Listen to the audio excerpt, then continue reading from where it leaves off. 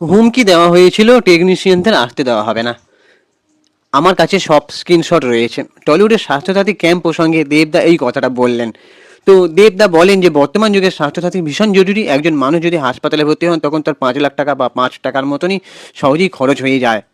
তো সেই প্রসঙ্গে ব্যাপারটা কি হয়েছে, ফেডারেশনের সভাপতি মানে প্রেসিডেন্ট স্বরূপ বিশ্বাস উনি চাইছিলেন যে একটা অন্য মানে স্বাস্থ্য বিমা যেটা চালু ছিল হয়তো সেটা মেবি চালু করার চেষ্টা করছিলেন, কিন্তু দেবদা এমার্জেন্সিতে স্বাস্থ্যসাথী কার্ড করিয়ে দিলেন টেকনিশিয়ানদের জন্য যাতে তারা চিকিৎসা করতে পারে। কিন্তু এই স্বাস্থ্যসাথী কার্ডের থেকে আমার মনে হয় মেডিক্লেম বেনিফিট আরও ভালো হতো, যেটা স্বাস্থ্যসাথী কার্ডটা তো মানে সব সাধারণ মানুষদের জন্য, যারা আনএমপ্লয়েড তাদের জন্য। কিন্তু যারা টেকনিশিয়ান যেরকম আমাদের একটা অফিসে কাজ করে, তারা যে এমপ্লয়ি তাদের জন্য যেরকম ইএসআই থাকে সেরকম কিছু একটা ব্যবস্থা করলে আমার মনে হয় বেশ ভালো হতো। যাই হোক, দেবদা যেটা করেছেন ভালো বুঝেই হয়তো করেছেন।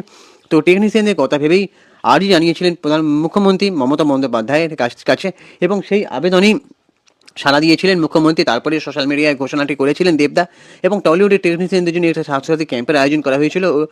এবং সেখানে অভিনেতা সাংসদ উপস্থিত ছিলেন। স্টুডিওতেই আয়োজিত হয়েছিল টেকনিশিয়ান স্টুডিওতে। প্রথম দিনই অভাবনীয় সাড়া ফেলেছিল, বহু টেকনিশিয়ান লাইন দিয়ে রেজিস্ট্রেশন করিয়েছিলেন। এদিন কাজ কেমন চলছে তা দেখতে স্টুডিওতে পৌঁছে গিয়েছিলেনও তিনি। সঙ্গে ছিলেন আবার কোয়েল মল্লিক। তবে এদিন উপস্থিত ছিলেন না স্বরূপ বিশ্বাস। না নাম করা নাম না করা দেবের গলায় কটাকও শোনা যায় তা নিয়ে। তবে দেব বারেই বলেন যে তিনি আলাদা করে কোনো সুবিধা দিচ্ছেন না, তিনি কেবল ব্যবস্থা করছেন যাতে সমস্ত টেকনিশিয়ানরা সরকারি সুবিধাটা পায়। তো সোমবার একটা ফেসবুক লাইভ করেন।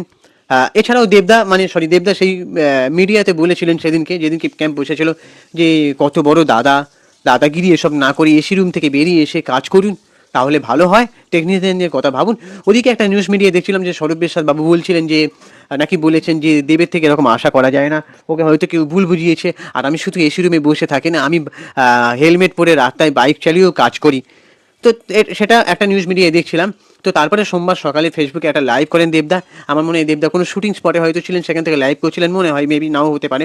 সেখানে তিনি জানান সোশ্যাল মিডিয়ায় বিজ্ঞপ্তি দেওয়া সত্ত্বেও অনেক টেকনিশিয়ান জানতেন না যে ক্যাম্প স্থগিতের খবরটা, তাই রেজিস্ট্রেশন করতে এদিনও ভিড় জমিয়েছিলেন অনেকে। ফেসবুক লাইভে এতে দেব আশ্বাস দেন নির্বাচনের রেজাল্ট বেরোনোর পরেই ফের স্বাস্থ্যসাথী ক্যাম্পের আয়োজন করবেন তিনি। তা বলে রাখি, দেবদা বলছিলেন যে নাকি একদিনই স্বাস্থ্যসাথী ক্যাম্পে সবার রেজিস্ট্রেশন করা সম্ভব নয়, তাই জন্য আবার 3-4 দিন থাকতে পারে। তো আবার নাকি এটা স্থগিত হয়ে গেছে। সেই প্রসঙ্গেই দেবদা বলছেন যে নির্বাচনের রেজাল্ট বেরোনোর পরেই স্বাস্থ্যসাথী ক্যাম্পের আয়োজন করবেন তিনি। সেই সময় টেকনিশিয়ানরা ফের সুযোগ পাবেন। তিনি আরও বলেন বর্তমান যুগে স্বাস্থ্য ভীষণ জরুরি। একজন মানুষ যদি হাসপাতালে ভর্তি হয় 5 লাখ টাকা 5 টাকার মতনই সহজে খরচ হয়ে যায়। তো পাশাপাশি দেবদা জানান এবারে সহজ সরলভাবে তিনি গোটা ব্যবস্থাটা করতে পারেননি, বাধার সম্মুখীন হতে হয়েছে তাকেও।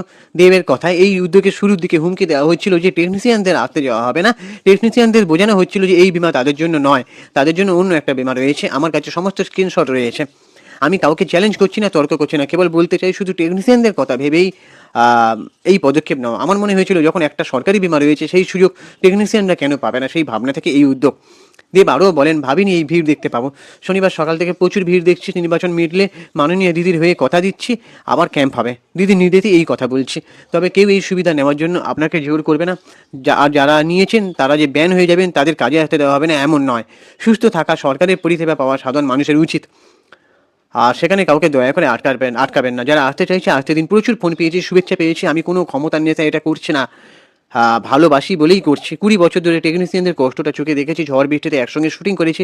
একটা কথা ভয় পাবেন না, আমাদের সবার একটাই স্বপ্ন, ইন্ডাস্ট্রিকে কীভাবে আরও বড় করতে হবে, সবাই নির্ভয়ে কাজ করতে পারবেন। এগুলোই দেবদা লাইভে বলেছেন। তো তোমাদের কি মনে হয়, স্বাস্থ্যসাথী করে দেবদা কি খুব বড় উপকার করেছেন টেকনিশিয়ানদের জন্য, নাকি ফেডারেশনের প্রেসিডেন্ট স্বরূপ বিশ্বাস বাবু উনি যে বিমাটা চালু করতে চাইছিলেন, যেটা আগে ছিল বন্ধ হয়ে গেছে, সেটাই ঠিক? কোনটা মনে হয়? তবে আমার মনে হয় টেকনিশিয়ানদের জন্য স্বাস্থ্যসাথী করেছেন সেটা ঠিক আছে, সাধারণ মানুষদের জন্য স্বাস্থ্যসাথী আছে, ঠিক আছে। কিন্তু দেবদা যদি ইএসআই এর মতন যদি কিছু একটা ব্যবস্থা করেন, যেরকমটা এমপ্লয়ীদের দেওয়া হয় বিভিন্ন কোম্পানি, সেটা আরও বেশি ভালো হয়। স্বরূপ বিশ্বাস বাবু এবং দেবদা সবাই মিলে যদি ভাবেন, সবাই মিলে ভাবতে হবে কীভাবে ইন্ডাস্ট্রিটাকে এগিয়ে নিয়ে যাওয়া যায়, কীভাবে টেকনিশিয়ানরা আরও যাতে বেশি ভালো করে কাজ পায়, ঠিক আছে। আর সাউথ ইন্ডাস্ট্রির মতন, মালয়ালম ইন্ডাস্ট্রির মতন ভালো ভালো কন্টেন্ট নির্ভর ছবি বানাতে হবে। একটা ভালো কমার্শিয়াল সিনেমায় কিন্তু ইন্ডাস্ট্রিটাকে এগিয়ে নিয়ে যাবে। তাতে এই টেকনিশিয়ানদের কাজ বাড়বে, টেকনিশিয়ানদের রুটি রোজগার বাড়বে, টেকনিশিয়ানদের স্যালারি বাড়বে। এটাও কিন্তু ভাবতে হবে। স্বাস্থ্য সচেতন করা ঠিক আছে, স্বাস্থ্য সচেতন করা পাশাপাশি কীভাবে কমার্শিয়াল সিনেমা বানাতে হবে, শুধুমাত্র ফ্যামিলি ড্রামা আর সাহিত্যধর্মী সিনেমা, কোথায় বাবা ছেলের সম্পর্ক, এইসব নিয়ে ছবি হচ্ছে। কিন্তু অঞ্জন চৌধুরী যেমন ছবিটা বানাতেন, আজকের দিনে যদি অঞ্জন চৌধুরী বেঁচে থাকতেন, আমার মনে হয় তিনি বাস্তবে কী কী ঘটনা ঘটছে সেগুলো কি নিয়ে গল্প লিখতেন। যাই হোক, তো এবার ভালো ভালো স্ক্রিপ্ট রাইটার আসা উচিত, ভালো ভালো কমার্শিয়াল সিনেমার জন্য বড় বড় প্রডিউসাররা, তাদেরকেও যাতে আটকানো না হয়, তারাও উদ্যোগ নিক, তারাও বেশি বেশি বাজেট লাগাক সিনেমাতে, রিস্ক নিক, সিনেমা ইন্ডাস্ট্রি বড় হোক। আমরা সবসময় পাশে আছি, চেষ্টা করব বাংলা সিনেমা পাশে থাকার, সাধ্য অনুযায়ী ভালো রিভিউ করব, পজিটিভ রিভিউ করব, কথা দিচ্ছে। তো প্লিজ তোমরা ইন্ডাস্ট্রিটাকে নিয়ে ভাবো, তাহলে আমরাও আছি। আর কিছু বলার নেই। সো এবার তোমাদের কি মনে হয় অবশ্যই কমেন্ট করে জানাও, আর আমাদের চ্যানেলটাকে সাবস্ক্রাইব করে দাও, ভিডিওটাতে একটা লাইক দাও। আর আরেকটা কথা বলতে ভুলে গেছি, দেখো টলিউড ইন্ডাস্ট্রিতে সবাই একের পর এক রাজনীতিতে চলে যাচ্ছেন, এটা করার কি খুব দরকার? সিনেমা ইন্ডাস্ট্রিটাকে সত্যিই কি বাঁচানোটা কারোর ইচ্ছা আছে? অশ্বিনী চ্যাটার্জিরা অনেক চেষ্টা করেছেন, তাদের সমকালীন আরও নায়করাও চেষ্টা করেছেন, উত্তম কুমার, তাকে অন্য কিছু ভাবতে হয়নি। তাহলে আপনারা কেন করছেন? প্লিজ টলিউড ইন্ডাস্ট্রিটাকে সবাই মিলে হাতে হাত লাগিয়ে বাঁচান, সিনেমার মধ্যে কখনো রাজনীতি ঢোকাবেন না।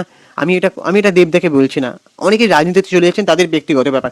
কিন্তু আমি বলবো সবসময় কার্যসিদ্ধি স্বার্থসিদ্ধির কথা না ভেবে মানুষের জন্য ভাবুন, সিনেমা ইন্ডাস্ট্রির কথা ভাবুন। আচ্ছা, আপনাদের মানুষের কথা ভাবতে হবে না, আপনারা শুধুমাত্র টলিউড ইন্ডাস্ট্রির কথা ভাবুন, তাতেই হবে।